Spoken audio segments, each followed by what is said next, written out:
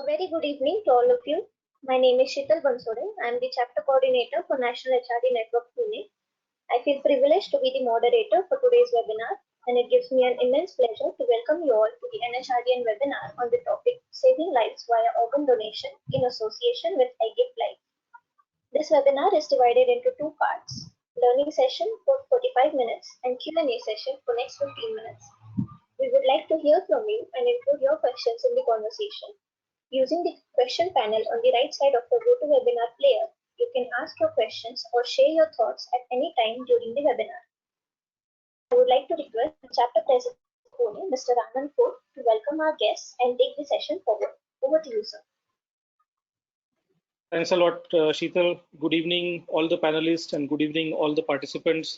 Thank you very much, and namaste one more time for the various webinars which we have been doing. But this one is ultra special, and I think in next 1 hour you will experience that. I have 4 key panelists on panel, and then in the backstage we have Suchita and Sheetal, who is trying to make things work for all of us. So thank you both of you to start with, and thank you panelists for being with us today. I have the difficult task of introducing all our 4 panelists. I'm going to try my level best, but beforehand, I want to ask forgiveness from all of you in case if I make any error in introducing you in any incorrect way. Please forgive me for that. And I think it's very difficult to introduce Aman, so I'm going to keep that towards the last. And I will be starting with our youngest panelist today, who is Naina Batra. And Naina is the co-founder of IGiftLife along with Tejpal. She is MBA from SIMS. And thankfully, Naina, we were not there in the selection process when you were going through SIMS. So we have not seen you there. But, coming from the very prestigious institute here in Pune. And Naina works out of Bangalore with a very reputed IT firm. But thanks to lockdown, that she is in Pune, and we managed to get her as our panelist today for this session.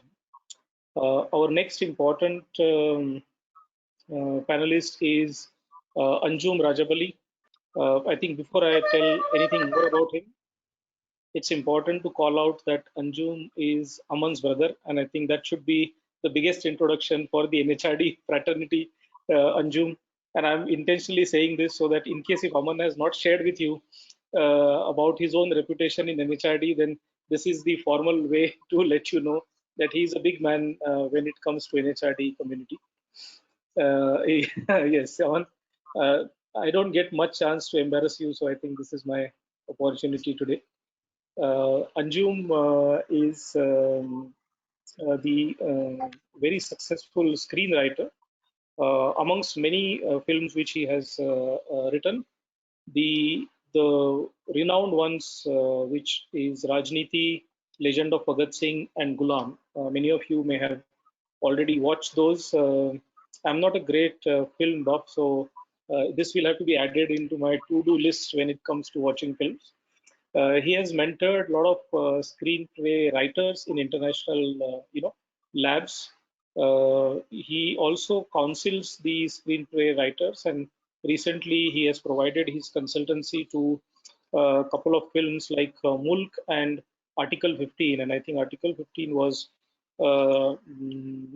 launched just few months back. In 2004, he designed the course in screenplay writing, which was introduced at FTII in 2006. He also is instrumental in starting a department of screenwriting in Whistling Woods in Mumbai. He did acting in few movies as well. So, multi-dimensional personality to say the least, Anjum. And thank you for being with us today. Anjum has also done his post-graduation in clinical psychology, so you can understand, where his screenplay and the choice of movies coming from. And very recently, in 2019, he received, the award as the best international teacher in Select. This is the premier global association of film schools of, I think, about 170 plus film schools come together in determining who is the best teacher when it comes to the award. So Anjum, thank you once again for being with us and sparing your time this evening with NHRD folks. My next panelist is none other, and the moderator of today's session is Tejpal Singh Batra. Tejpal has been in industry for over 30 years. He worked as an IT professional. He also has flair in HR. He worked with companies like Thermax Tech Mahindra and AP Muller Merckx, the logistic organization. Uh, Importantly enough, he's the co-founder of IGiftLife along with Naina. Tejpal is passionate about teaching as well as learning. He's a visiting faculty at Flame, at Symbiosis, at Balaji Institute and Balaji University, and he's currently pursuing his PhD as well. So Tejpal, thank you very much for being with us. Aman, it's very difficult to introduce you. I am going to simply say that a very dear friend. I'm fortunate to know you over last 4 years now, and the more we interact and know each other, we only feel proud and fortunate to be knowing you and being with you as a friend. You have been contributing to NHRD for over a decade now, since the time I think Pune chapter has started, and you've been in industry after your management graduation, for over 25, 30 years now. You own Kabir profiles, which gets neglected in front of NHRD work, as we can pull you in. And we also see the spark in your eyes when you go to Ferguson College, being the alumni of Ferguson College. So all four of you, thank you very much. We really look forward to this session as we go along. And participants, feel free to ask questions. These are our own folks, and you don't want to miss out the opportunity of interacting with them through this webinar. With that, I will hand it over to Tejpal, but I missed, introducing Arnaz. So Arnaz, you're a volunteer at IGiftLife, and you help us on various webinars. So thank you for being here today as well. And I can tell you, you do a fabulous job on all the other webinars I have seen. So today won't be any different. With that, we can go back to Tejpal, and Tejpal, stage is yours now. Neeraj, thank you for being with us as well as the NHRD office bearer and the treasurer for NHRDN Pune. Thank you. Pleasure to be here always. Thanks. Good luck. Hi guys, good evening. Hi guys, good evening. As always, if you have your daughter sitting next to you, you don't talk, you just hand it over to her. So she's the one who's gonna drive all three of us together and ask questions. So Naina, all yours. So first of all, thank you so much, Anand, for such an exciting and lovely introduction that you gave for all of us. So without spending more time, we'd like to get into the discussion. So first, going to you, Aman sir, we have known you. We've had the opportunity to know you for a very long time, but it's only recently that we got to know that you yourself are an organ receiver. So could you please take us through your story of organ receiving? My story. Well, when you ask me, it takes me back to, I think about 12 years it's been that I went through and my family went through whatever happened. अभी तो देख के हम मुस्कुराते हैं, पर जब वो हुआ था तभी तो काफी हालत हो गई थी. I had a very normal life, doing successfully in my consulting firm, and whatever I was doing for the community in training field, सब कुछ था. And one fine day suddenly I find myself lying on the bed in ICU, and had no clue as to what had happened, what hit me, and मैं क्या कर रहा हूँ. I was in a semi comatose state, and so ये था. Obviously, if you ask me what I went through, I don't know. It's a reflection, but at that time I was confused. I had no idea. कि ये क्या हो रहा है, क्यों हो रहा है, and obviously my family and the doctors had not told me as to what I was going through, or my body had taken a beating in to what extent, क्या हुआ था. तो ऐसा था. Is there anything else you want me to add? Yeah, so when this happened, up until this point, did you know about organ donation? आपने कहीं सुना था इसके बारे में, या फिर ये पहली बार था when you encountered this concept? Organ donation, I had heard about it, though I will confess that I wasn't much well read, and I did not know as to what this is all about. And since I'm talking about confession, let me also tell you that I didn't even know as to where the kidneys are located in the body. I was that ignorant. कभी कभी ख्याल ही नहीं आया, कभी मौका नहीं मिला, कभी जहन में नहीं आया कि भाई ऐसा भी होता है. We take our body for granted. Sorry, let me talk about myself. I take my body for granted. I used to. So I had no clue. And I had heard about organ donation to the extent कि भाई आंखें दी जाती है, and heart. और अगर ज्यादा दारू पिया, दारू लीवर खराब हो गया तो लीवर देते हैं.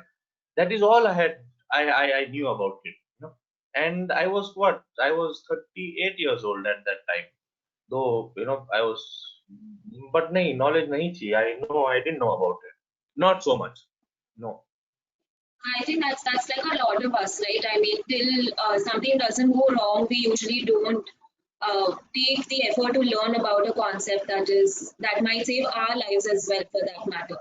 So आपने कहा कि आपके फैमिली के लिए भी of course बहुत ही बुरा वक्त था, and they were also in a very big dilemma given that you were so young when it happened. So what was their reaction, and how did they actually come to making the decision of going for organ donation? I see, during that time I was undergoing a lot of medical complications, obviously, so I don't know much about what they were going through, but what I could make out that I had these four pillars, four mountains in front of me, my brothers and my nephew Alam, and of course mother the and the sister-in-laws, the other nephew nieces. They were not in the hospital. In the hospital तो सिर्फ दो लोग थे, दो भाई थे और उन दूसरे रिश्तेदार और दोस्त थे. I could make out that something is wrong. As I told you that I didn't have much clue.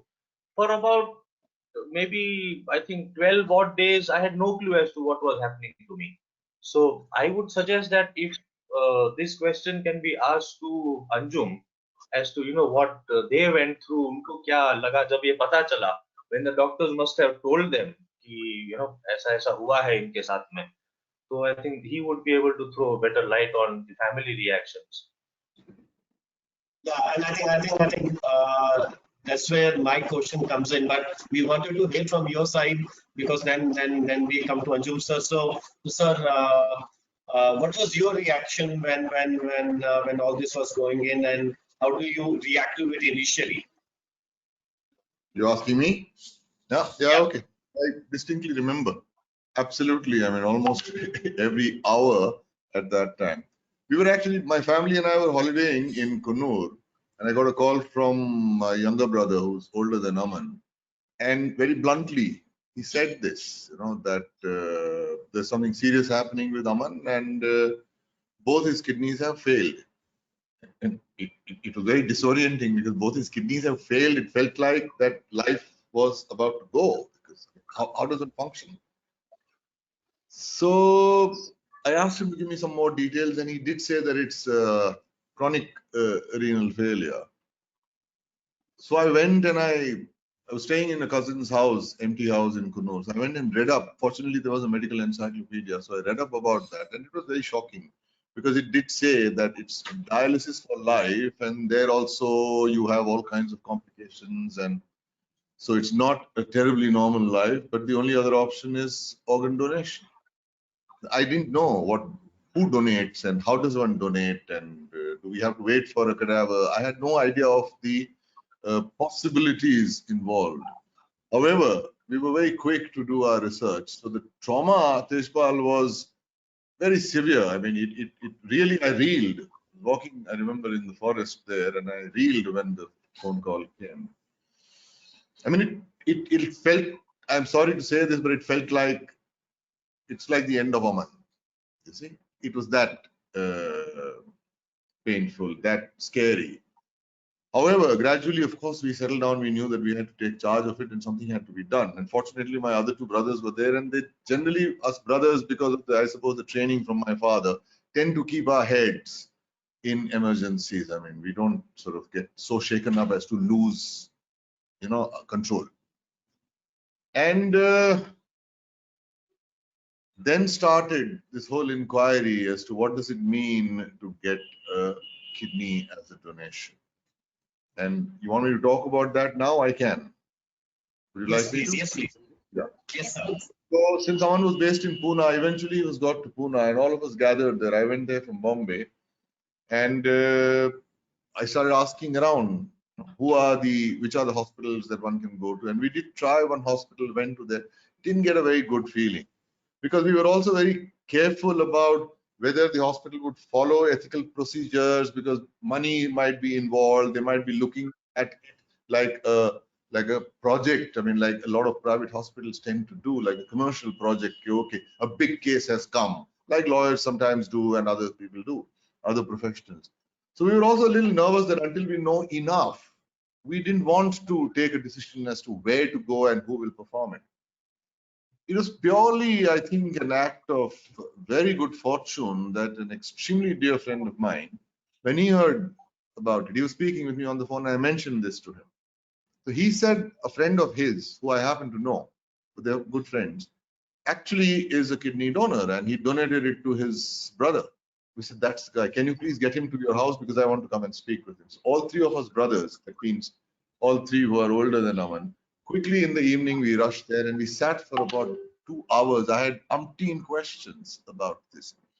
Very, very satisfactorily he answered that. That one conversation, Tejpal, completely changed our outlook, not just towards kidney donation, but the outlook towards our own selves and the capacities of our body.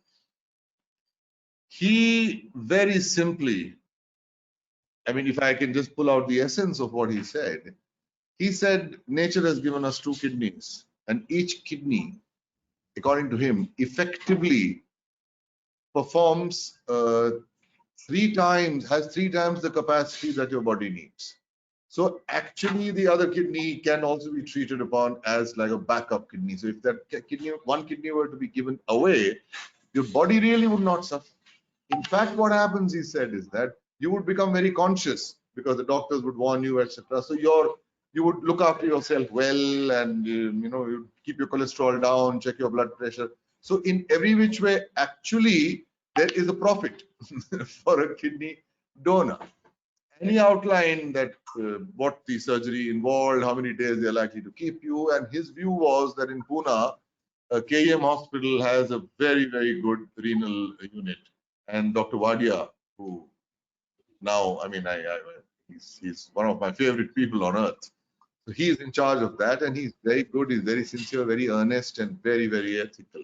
So you should go and meet him. And then amongst the other fringe benefits that he was talking about, he said, yeah, when you donate a kidney, lots of people come to see you, particularly beautiful women. And I said, oh, that's like a solid incentive here. I must sort of keep that in mind.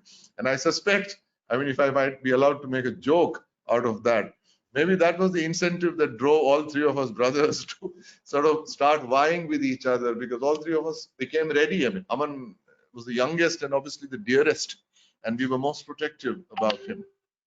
And anyway, the issue there was that we heard out this gentleman, Ashok Rodrigues, who had donated to his brother. And we came back home, and Aman was there, and we sort of briefed him about what had happened.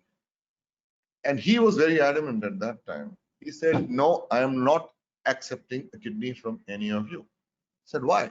He said, no, I can't have one of you getting their bodies cut up and this organ being taken out, because he also wasn't fully aware of the implications of that. So he said, no, because he was scared with that thought. We had to sit him down and carefully explain that, listen to this with an open mind, and then we will discuss it. So I explained everything to him.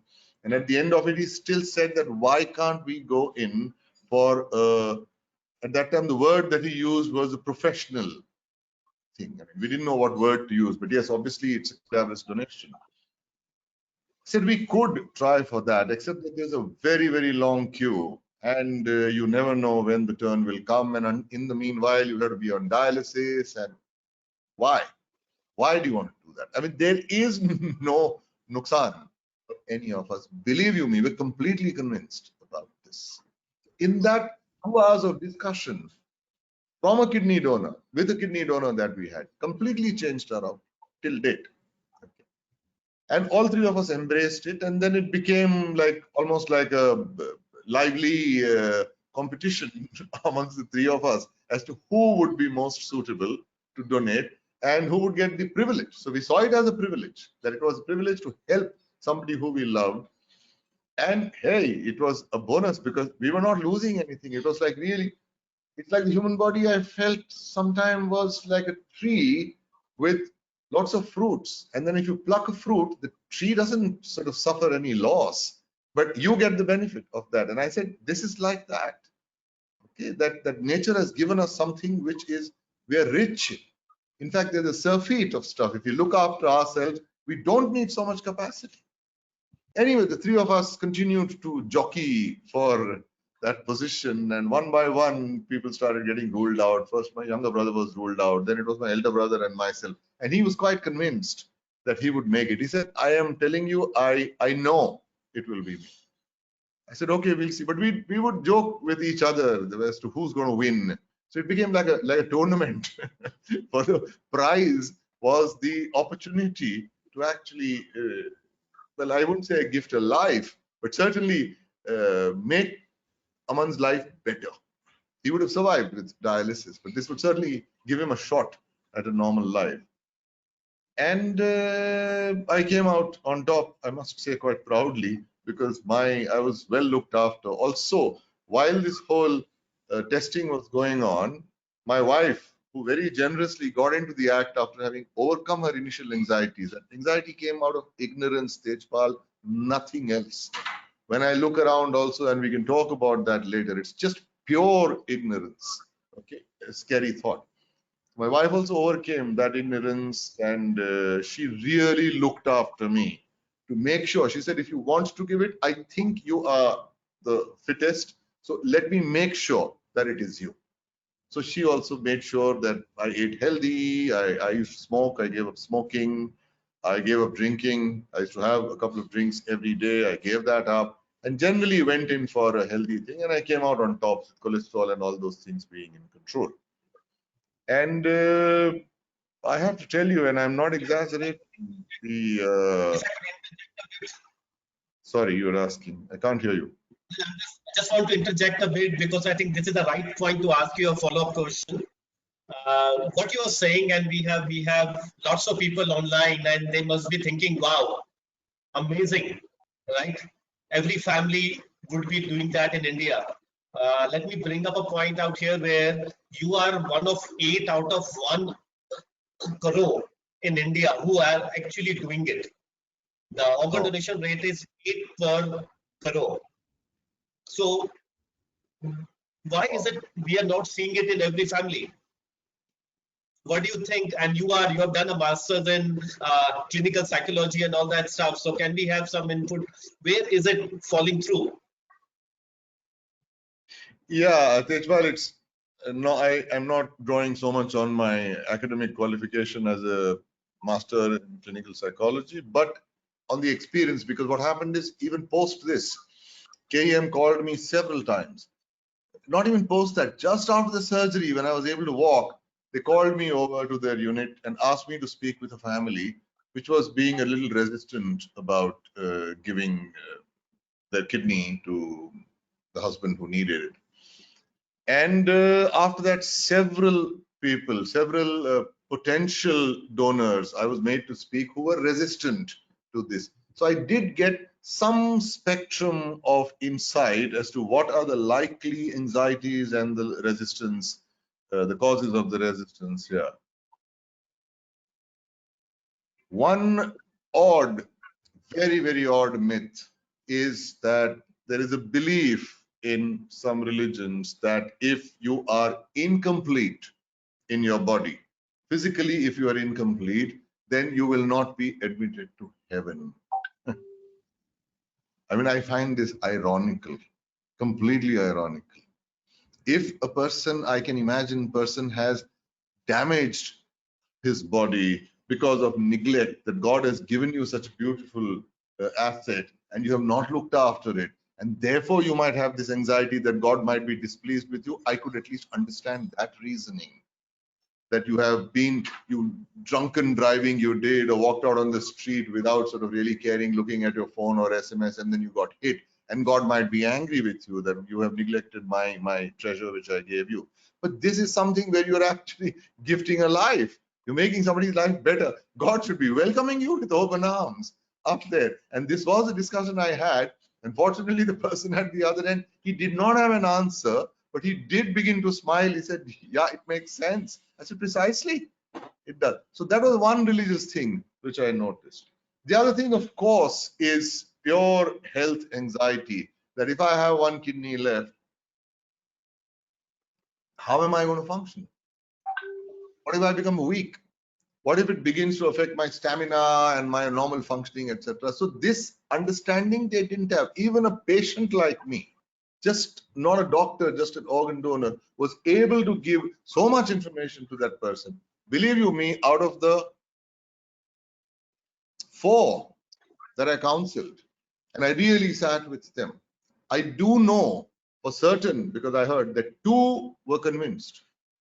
2 gave their thing. About these 2, I don't know. One I do know, because that person got convinced, but their relative or whoever it is, sort of, the family put pressure on them, and eventually वो गांव का था तो वो चले गए. इसका मुझे मालूम नहीं.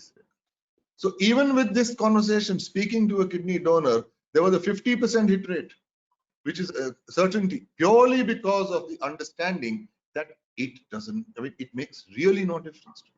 I mean, I function absolutely normally, and I am a living example of the fact that it can only do you good. I began looking after myself even more. Okay, so I keep myself fit, I go for my walks, I do my yoga asanas, I have a diet which is reasonable, which is controlled, which is sensible, and there is an awareness. And once in a while, Sorry, we can't hear you, Anjum. We lost the voice.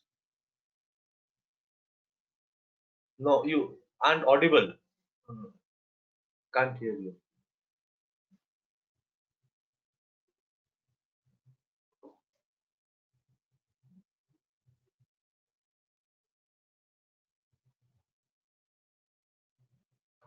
Suchita, could you please check? if there is a danger of excess, my wife would remind me, take it easy. So, No. can you hear me? No. Now can. Yes, now we Now can you hear me? Yes. Naina, can you hear me? Yes, we can. Yes, we can. Yeah, so I'm saying, I mean, once again, we can talk about this further later also, about what we all feel should be done, could be done, must be done to ensure that awful statistic that you threw at me, Tejpal, completely disorienting me, that only 8 in 10 million people have donated an organ. I mean, it should be, everybody should be out there doing that. Anyway, so when you asked me what are the likely causes of resistance, well, these are the 2 main things that I thought of. Apart from one secondary one, where once they become aware that yes, kidney donation is possible and kidney failure, more importantly, can happen, then there becomes sometimes a worry that if my child or my somebody else were to actually suffer this, then I won't have one to give. So shouldn't I be saving it for that person? I can understand emotionally it making sense, but actually speaking, also the way in which I guess awareness should be spreading, the way in which legislation should be becoming more sensitive to the needs of organ recipients, I imagine that it should be more freely available. See, at some point. So we can't say that, no, I want to keep it because my son might need it, so I will not give it to my brother. That can't happen. So there also some amount of counseling and some amount of reassurance becomes essential.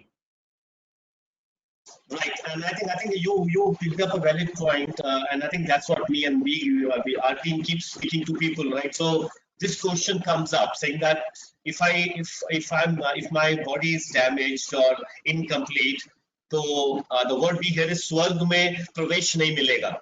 The words used are like this, right? So few things which we talk, and I think we have an audience here, so we're trying to address saying that we say if by giving a part of your body won't make you eligible for heaven, then why do people take out appendix?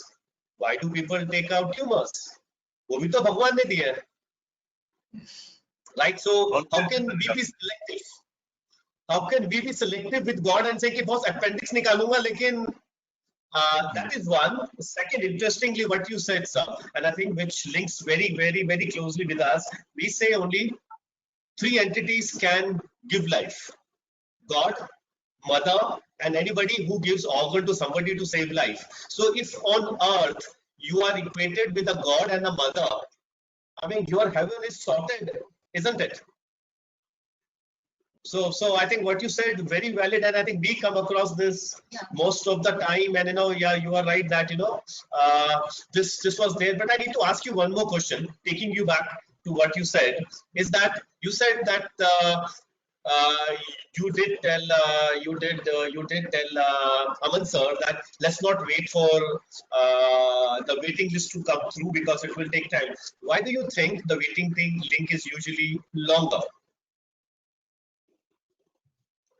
You gave me the answer, which made sense, that if there are such few people willing to donate organs, even relatives of people who've died in an accident, that means cadaver donations could take place. Even there, if people are so resistant, it's bound to happen, because the pace at which people might be suffering or kidney afflictions or organ afflictions may be taking place, and the rate at which people are willing to donate, I think there's a huge gap. And at this rate, it'll just begin to grow further and further, creating a huge crisis where there is food available in the granaries, there's food available in the pantry, and people are dying of hunger. It's as simple as that. I find it as much of a contradiction. I mean, this is like the FCI godowns leaking away to glory when people are dying of hunger. This is like the American American companies, etc., buying up grains and dumping it. They used to do that, dump it into the ocean, just so that they can control the market and the prices of commodities, while people are starving of hunger in Africa and other poorer nations. I mean, this is an anomaly. This is the most uncivilized statistical gap that I have come across. And what you're saying is obviously it's appalling, and it's upon people like us, people like you, me, Aman, and those who are aware. We have to go not just the extra mile, but the extra many miles to ensure that lives are saved. Lives are being lost because of this ignorance. Can we believe it? How different is this from superstition, Tejpal? When women used to be, oh, bhoot hai, bhootni hai, dayan hai, and they used to be burnt at the stake, etc., and we find that horrifying. Why is this so much different? But that when it is possible to do that, I'm saying let's at least start with cadavers. Live donation अपन बाद में बात करते हैं, पर इसकी तो बात करें कि भैया वो, I'm sorry, but वो मर चुके हैं, उनका देह बाकी है, उनकी रूह तो चली गई है. अगर ये दे सकते हो, प्रॉब्लम क्या है? Why are more people not actually signing up for that? That if my organs can be used after my death, go right ahead, and rest of my body, bury me according to religious rites. Where am I saying no? So there is also, I think we need to look at how we can invigorate such initiatives like yours more to ensure that this spreads. It should spread like wildfire. It should be one of the priorities of the Ministry of Health right now to ensure this happens, because they're just saving lives. I mean, I'm sorry I get intense about this, but I find this really unacceptable, this state of affairs. Yeah. So, like you said, like you very rightly said that that you can donate organs when you are alive, as well as you can donate organs when a person passes away. So we talk to people about both the scenarios, and we actually have a small video showing what can be donated when a person is no longer there versus when a person is alive. So I think maybe the people who've joined in would find that a little informative to know what exactly it is that can be done when. So we'll just show that video. It's a 40-second clip. You can see the video, right? Yes, yes. Yes, yes, we can.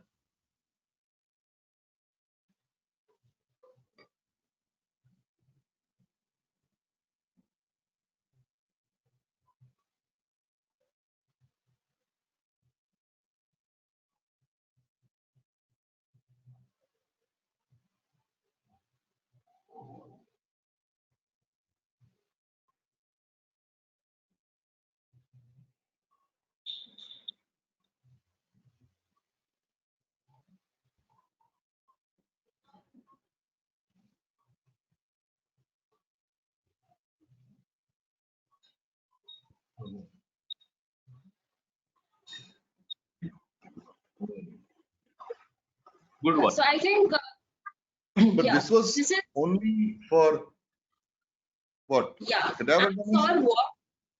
This is for cadaver donation, the organs that a person can donate when they are no longer alive. When it comes to a person alive and what they can donate, there are only 3 organs that can be donated. One, like we have been speaking about kidney, that you can give 1 kidney to someone. In India, you can give it only to someone who is a relative to stop the black marketing part of it. The other organ is a part of the liver. Now, I know a lot of people would have heard this in biology class, but must have forgotten that liver is the only organ that regenerates itself, right? So you take a small part of the liver and it grows into a full-size liver. And the other is, of course, skin that you can donate to burn victims who've gone through acid attacks, etc. So there is a part of the skin that is taken from your inner thigh and your lower back, which is the most flexible skin. And a part of it can be used to graft on and give the person a slightly more normal attempt at life. So for a life, there are only 3 organs, but for cadaver, there are up to 8. So if a person is declared brain dead, then 8 organs can be given. If a person dies because of heart failure, then obviously it is cornea, part of skin, which can be given, and bones which can be given. So what we are saying, potentially a human being can save up to 8 lives. But that person is declared as a brain death, and I think that's massive. If before going you can save 8 lives, then Are there any commercials involved in cadaver donation? People okay. might also have this query कि मेरे बाद पैसा का अगर involvement रहा तो my family would suffer. So Yeah, so I think it's a very good question, and we get this question multiple times, comes to us. So how it works? The moment a family, let's say, informs the hospital or the doctor that we wish to save life, their bill stops immediately. Any expenses towards doing that medical checkup or retrieving of the organs, the donor family has to pay nothing. Right, so the bill stops right there, and we have seen in many hospitals, and it's not a rule, but many hospitals actually go an extra mile to help the donor family because they have done such a wonderful deal. So no commercial at all on the donor family at all. It's nothing is involved. Nothing is involved. after I got involved with your foundation and whatever small work that I've been trying to do on my own, talking to people, there's this query that people ask me ki, they don't know as to what the doctors will do with the body. Will it get disfigured, or how the organs will be removed? Kaisa hoga, including live as well as cadaver.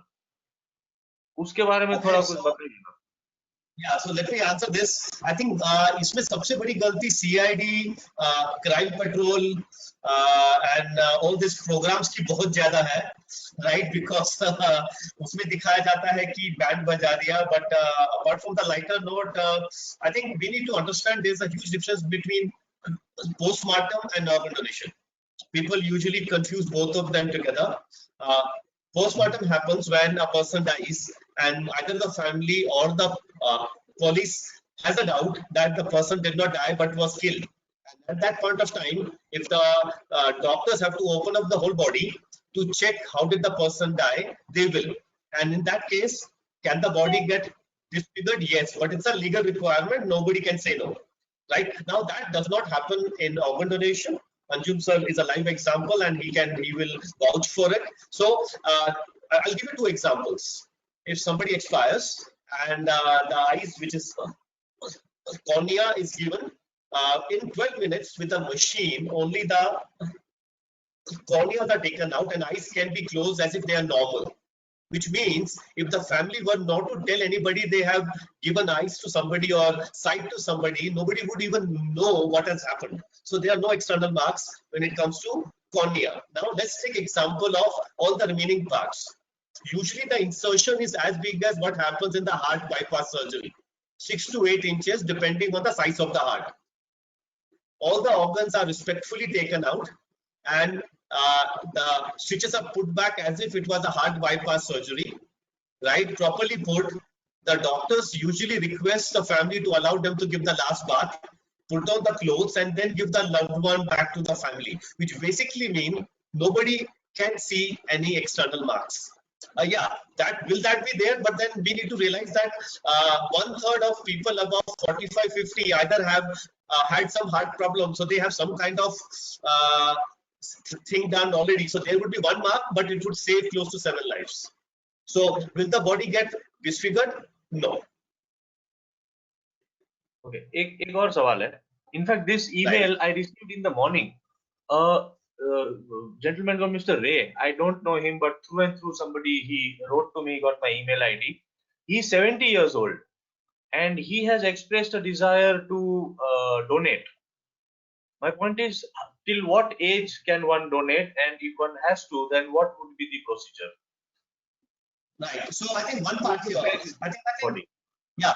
So I think it's not the age, it is the fitness of the body which matters. That is one part. So I will answer that in two parts if you allow me. First thing, what Anjum sir said, in India, we are struggling with people having the intention to save life, actually saving life. People saying, I'm willing to give, right? So even at age of 70, if he's thinking that he's willing to do it, by itself is a massive, massive thing, right?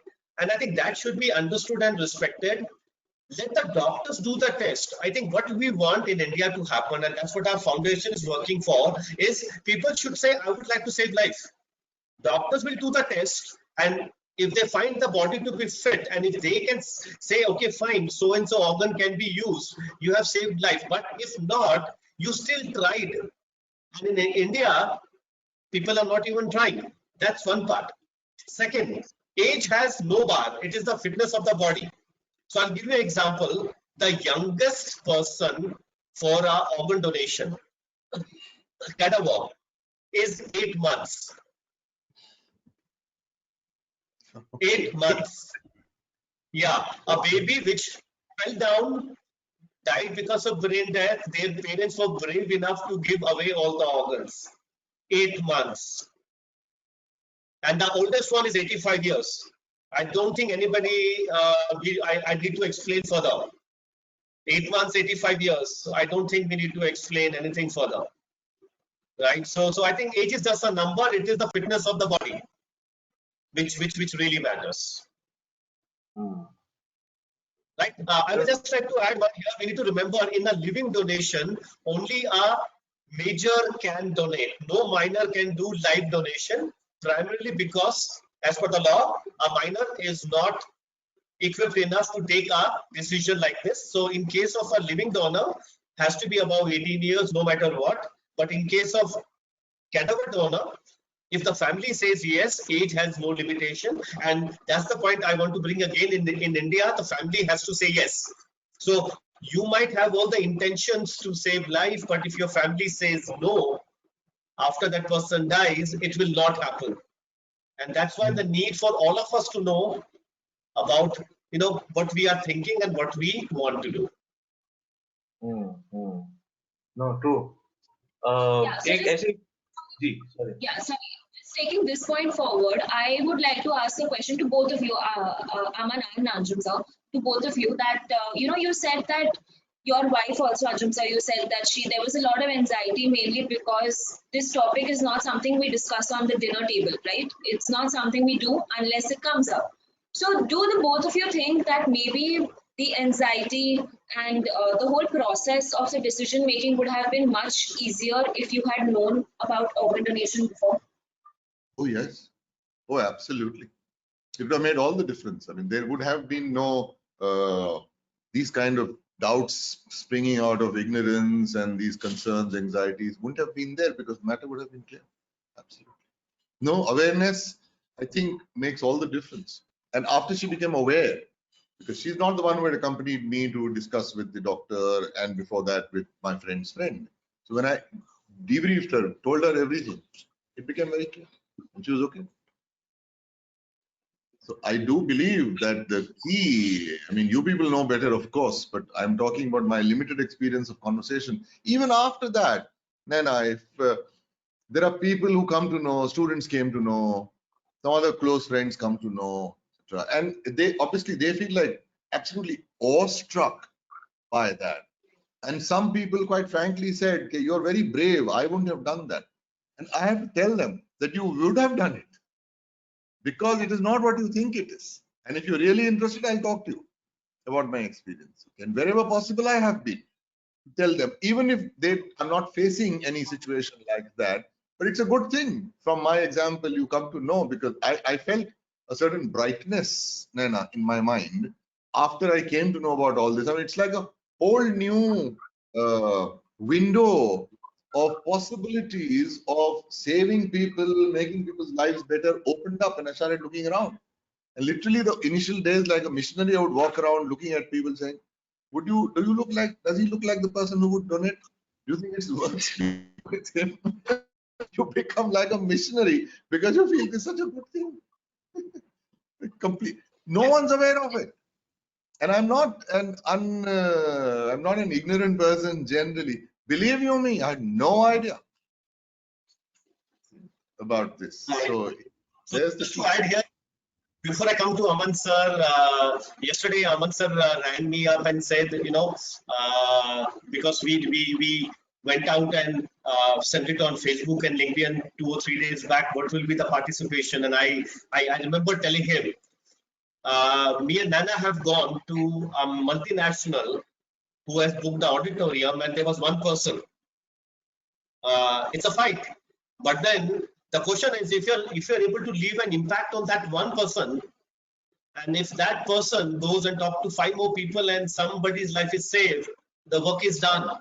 So it's all about being persistent and keep on going at it, because people don't want to talk about it, and all you have to do is find ways of, like you were saying, go and talk to people. I think I have worked with companies where it's taken me 1 year for them to allow me to go and speak to their people. 1 year, every week follow up, you can imagine.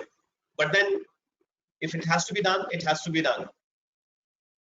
So, I Aman agree sir, with you you. saying something? I was saying that in between Naina had asked me, and now it strikes me that I call this my second life, Aman 2.0. Which, so I was compassionate earlier, more concerned about other people, humanity, had a good amount of empathy. But I think the major change that happened in me after 2008, and when I not only I personally went through whatever I did, and I saw my family members, but then because I have been so involved with my health, the hospitals, the doctors, so obviously I have access to various other patients that I come across. I may speak with them or I may not, but I do observe them and what they they converse in OPD. काफी भरा रहता है, माहौल होता है, बातें होती है डॉक्टर से. अभी आप 12 साल हो गए भैया, 12 साल में HR में तो I would have become the HOD, so that is the kind of experience I have in this field. So the change which has got, and it reminds me of a book by Nicholas Sparks, A Walk to Remember, which said, Without suffering, there'd be no compassion.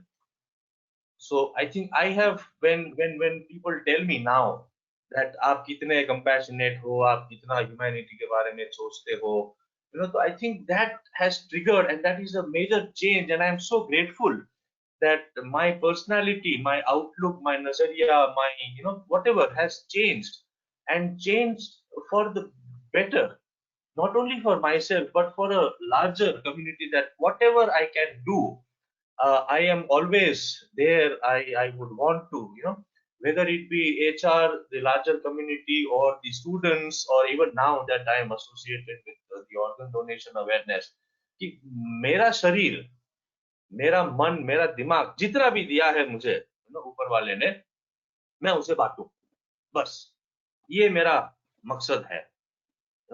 तो ये जो जोश, जो जुनून जो आया है, वो I think has come out from the experiences, and it may be the hard way that I've learned, but I did, and I so hope that कि हम सभी में ये उत्साह हो कि हम क्यों ना दूसरों के लिए ये कुछ करें. तो मैं जहां पे भी किसी को भी देखता हूं कि they are working towards some cause, whatever, in whatever capacity, I give my full support, whether it be an NGO, larger one, smaller one, or an individual, anything. तो ये बदलाव मुझ में आया है, and I am so grateful to my family, to my friends, to all the supporters that who have known, और सब लोग हर वक्त पे, हर मोड़ पे मुझे प्रोत्साहित करते हैं और सपोर्ट करते हैं. Perfect. I think. Amazing, So, amazing flow, Tejpal and Anjum and Aman. Just wanted to see if there are questions from participants as well, in case if you want to pick some of them. I know the discussion is going on so well, but there might be few people who have questions to ask. Just see if that is the case. Naina, are you able to see the questions? I don't think there is none as of now. Yeah. I guess. so. I No, think there are. if anyone has questions, No, hang on. I think I can see the questions. Let me read them out. Is that okay? Yeah. Yeah, okay. Rajesh Nathan, who the message says that I just left. I don't know, that was some time ago. Can I donate my organs if I have a normal death or an accidental death without a brain dead situation? Yes. Again, the key part here is first thing to have the nation to save life, because we have no control on how will we leave the earth.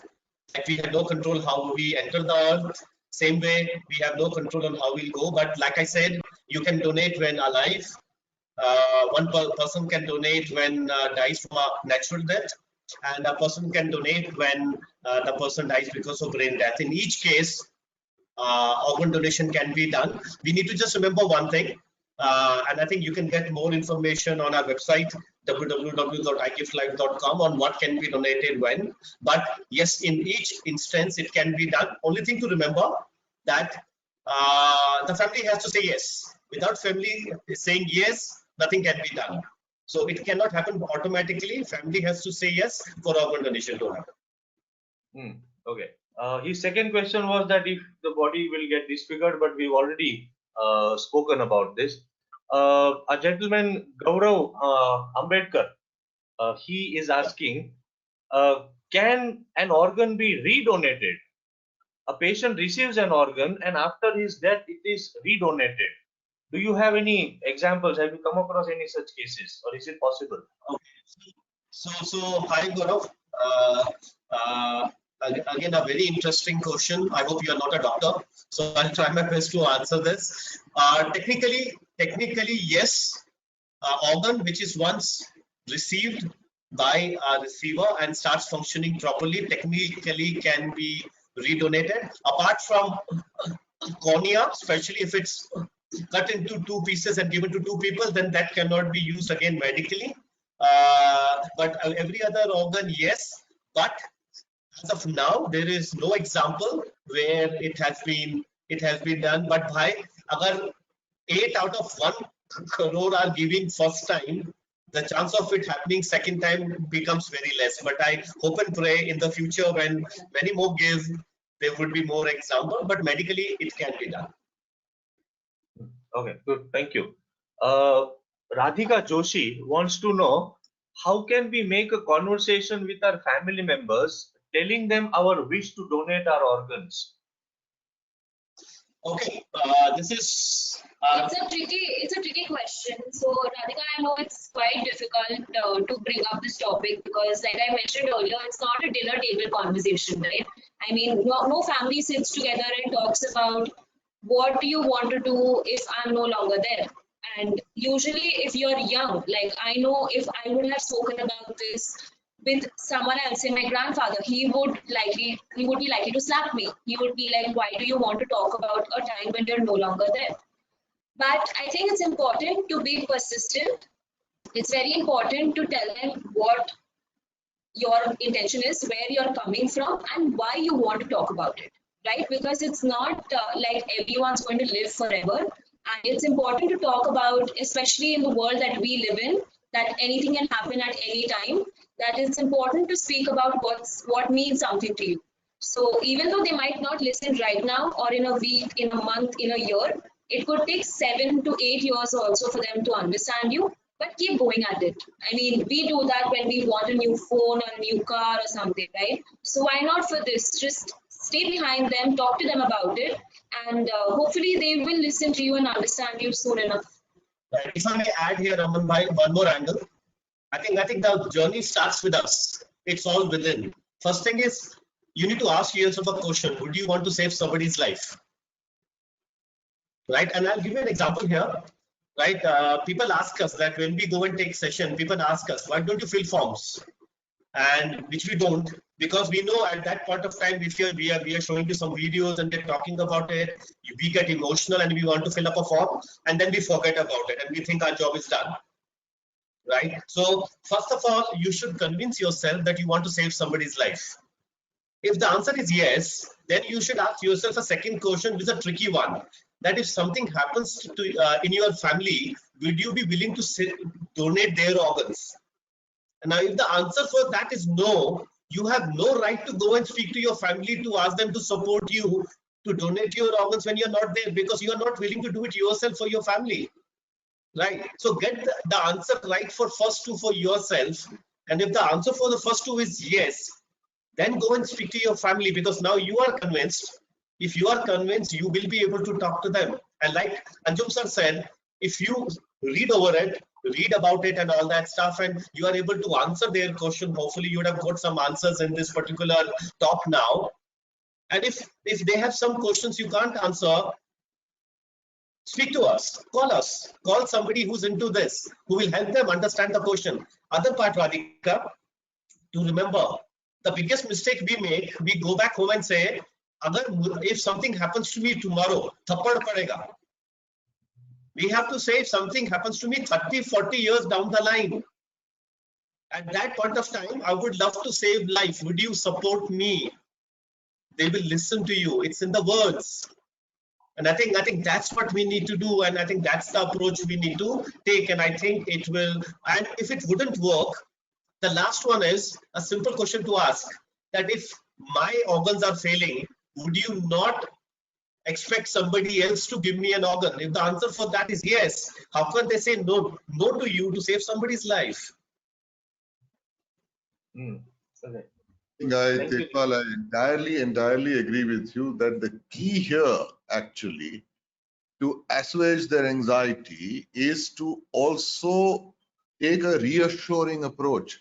That means we have to empathize with people's anxieties and people's resistances. We can't treat them as adversaries, that let me now convince you. No. First thing is, let me see your point of view. Let me understand what is it that is making you anxious about this decision or about this topic, and then formulate a reassuring response to that, and then make sure that we move towards a decision. We tend to sort of get a little adversarial or even moralistic. Don't you want to save somebody's life? I mean, that the question is wrongly posed, I feel. You know, you're putting the cart before the horse. You need to understand what is it that may be bothering that person. And you know what? In this session, frankly speaking, Tejpal, if you will allow, I would like you people to ask this question of the participants, the people who are listening in, that about this, what are their doubts? So let them answer that question. I'd really love to know, I mean, what would be their anxieties if something like this happened?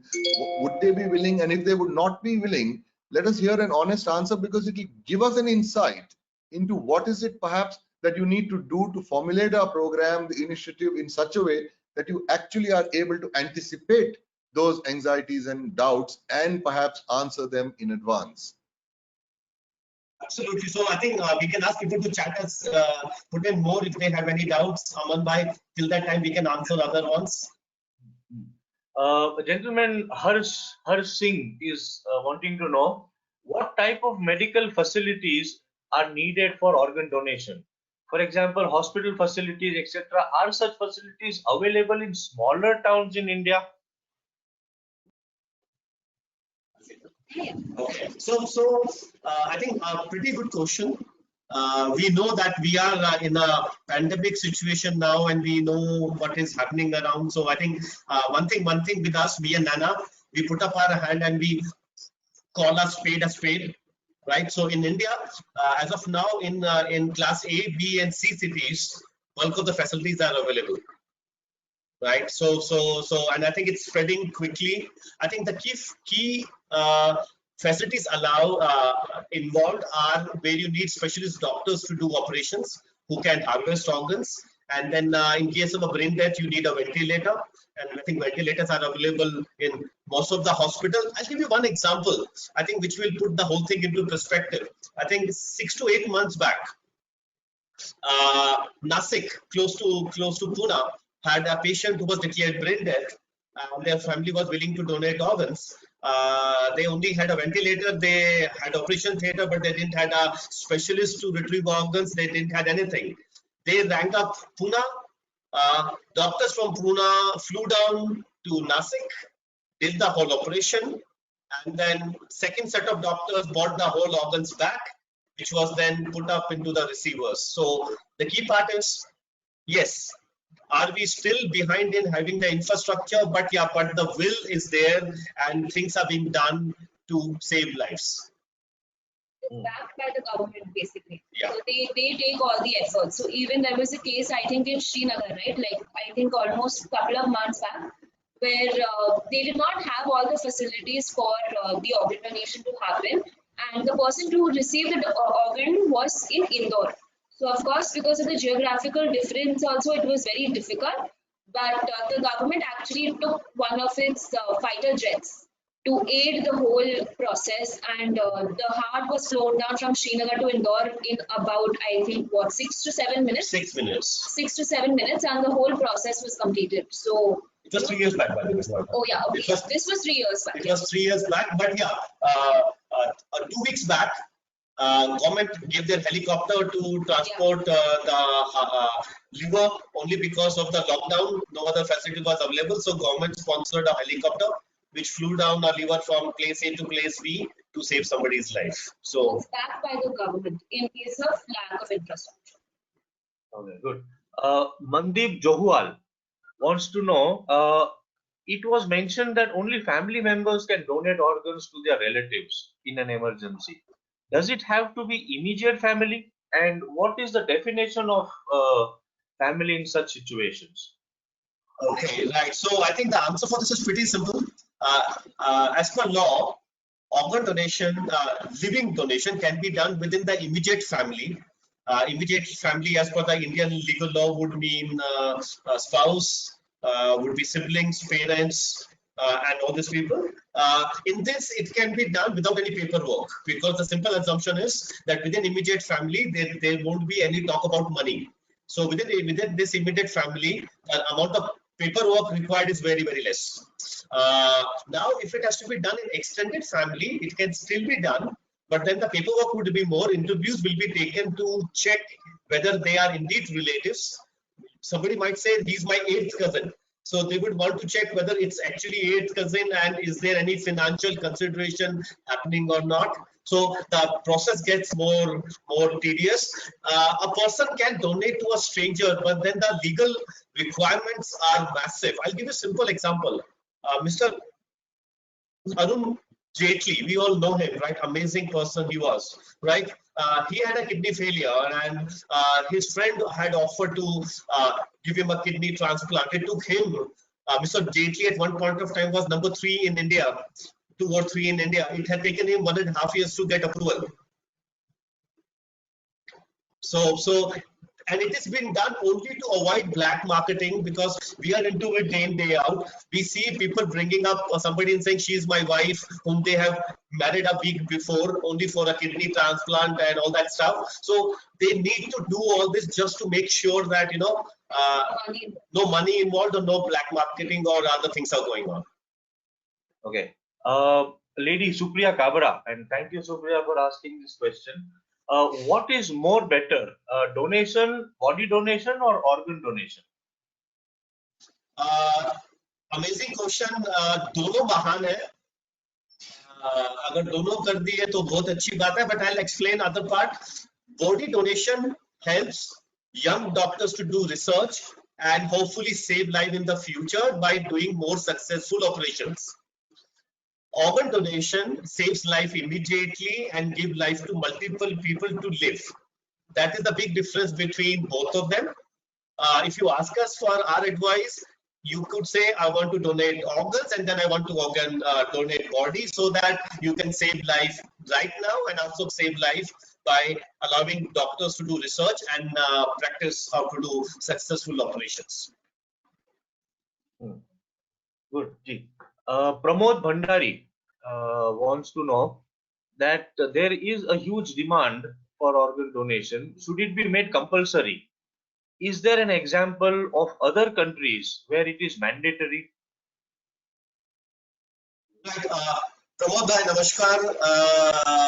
I think Anjum sir had given that particular question. If we try to address anxiety and conflict with force, every action has equal and opposite reaction, and I think it actually will go nowhere. I think what is required first is change of mindset, people's mindset, and I think it's like more like a social change which comes via awareness and all that. We need to lay a basic foundation before we can do that. Yeah, there are countries where it is mandatory, but they are 20 years ahead of us in the field of organ donation. They've spent hell of a time educating their people right from school and colleges and everything else to build up that ecosystem. So you have Ireland, where the only gift you get from the government is when a baby is born, on the 6th day or the 8th day, gets an organ donor card, and at the age of 80 gets an email asking whether he or she wants to continue as an organ donor or not.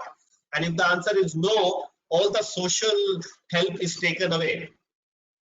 So if you are not willing to save life, then the government is not willing to support you. But they have spent 15 years educating their population about the value of life, and I think they are just starting. We are 10 to 12 years behind, and I think I can just give an example. You can't put a organ donation information or a poster outside ICU, because of the people sensitivity and everything else. It's not even allowed. We are so back, so way behind. So lots to be done before we have to do lots of social change. It's like a social engineering. Lot of things have to be done before we can reach there. Riddho Roy writes that if a death is caused due to a new virus, a circumstance where the effects on the body are not known, would it be a huge risk to receive a donation from such a person who was willing? Couple of things. Just because a person is willing does not mean that the doctors will take the organs. There is a proper protocol, a procedure where all the organs are checked, and if the organs are not in 100% proper fit condition, doctors will say thank you, but no, it cannot be transplanted. So they don't even take up. So we all know Six Sigma, right? 99.999. Doctors work on 100%. They don't even try to give it a 0.001 leverage. So if there's even an element of doubt, they will not do organ donation. Okay. Shinu Thomas John has made a comment, and I think we've covered this in our conversation. The question should not be about having a healthy lifestyle so you could be a donor, but why do people still hesitate to even sign organ donation documents to donate their organs after their death? The resistance that we were talking about. So, Shinu, I hope that you would have you would have heard the conversation and your doubts would have been cleared. Aman bhai, something. Adi, Sorry. Yeah, I think this is important, and with what Anjum sir had said earlier, let me share one example for you. We went to a very big medical college, having more than 5,000 medical students. We did a session for them, and we thought it was the first time we went to a medical college, third year medical students. So we thought our session would be very short. So I took with me chocolates, and I said, okay, if you tell me how many organs can be donated when alive, I'll give you chocolates. You won't believe, after half an hour I had all the chocolates still with me. So I think that's where that day we learned a lot. One, the other part which happened was the dean of that college asked me that if I fill up a form, will people come to my home asking for my organs? the dean, that is the level of The dean. awareness. Yeah, so I think that's where the social engineering and the social part, and I think that's why people many times hesitate, because again the myths and perception की एक बार दे दिया तो कोई घर में आएगा कि चलो भाई अभी हमको आपका आधा liver चाहिए तो. Okay, no. We have questions coming in, and I think we are running short of time. Sandeep Gajendra Gadkar wants to know that if a person is suffering from probable epilepsy and is on anti-epileptic medicines for years, is he or she allowed to donate? Okay, I will not go into specific if you don't mind. I'll give it in the answer in a different way. Even a person who is HIV infected can donate, provided the receiver is a HIV infected person. Do I need to say anything more? Got it. Ji. I think we are done with questions. You can continue the conversation for some more minutes.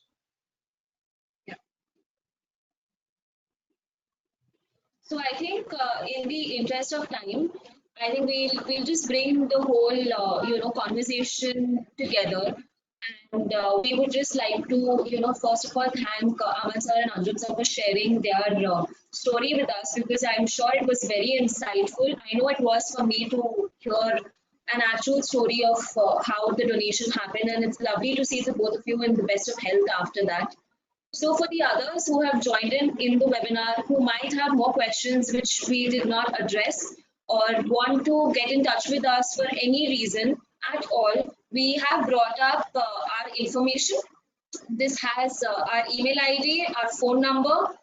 You can also WhatsApp us hi to get the links to our website on the number that's on your screen right now. You can connect with us on any social media platform. We are very tech savvy, so you can find us everywhere, and we'd be more than happy to answer any question at any point of time.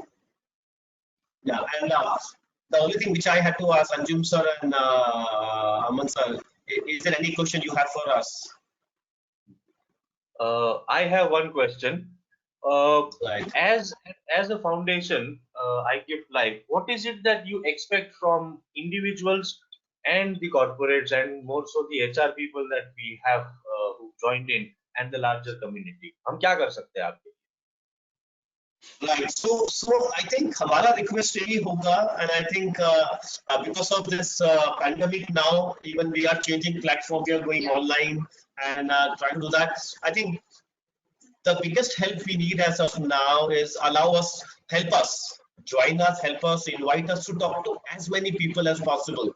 Like Anjum sir said, it's about being persistent, talking, understanding what their anxiety and fears are, and clarifying that. So if you are working in an organization, invite us there to talk to your people, online webinars and everything else. Your society people, even your family people. I mean, if there's 5 people, we are willing to come and talk to you online, no problem at all.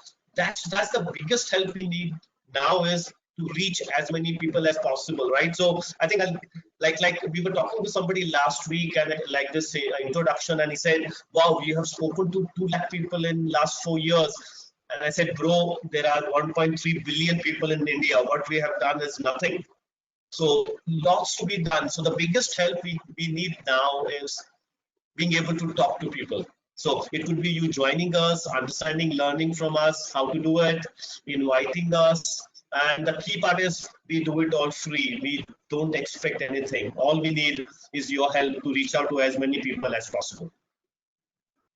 Ismail, I'd like to add, and let me,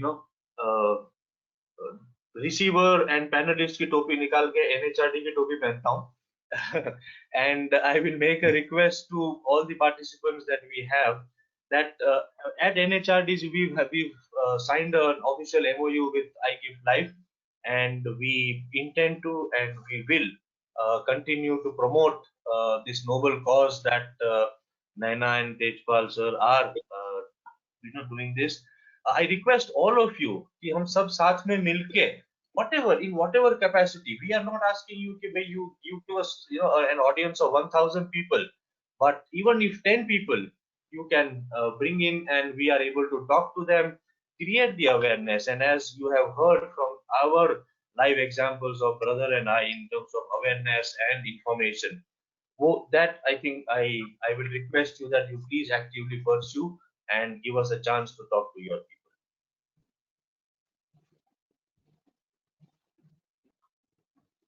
I actually, as a closing comment of mine, I would just wholeheartedly like to express my really deep sense of gratitude to Tejpal and Naina and IGiftLife Foundation and all your colleagues and your team for the truly stellar work that you people are doing so tirelessly.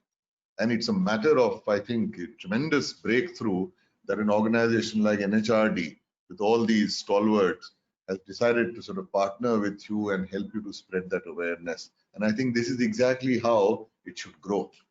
Okay, and I'm sure with the formidable list of members that NHRD network has, I'm sure other breakthroughs will continue to open out. And these are precisely the kind of partnerships I think that we should be seeking out and encouraging. So truly, thank you very much, Tejpal, Naina, and all the NHRD stalwarts and leaders who are here. This is truly wonderful. Thank you so much. Absolutely. So, Aman, Tejpal, and Anjum, with your permission, can we possibly, go towards the closure of this session?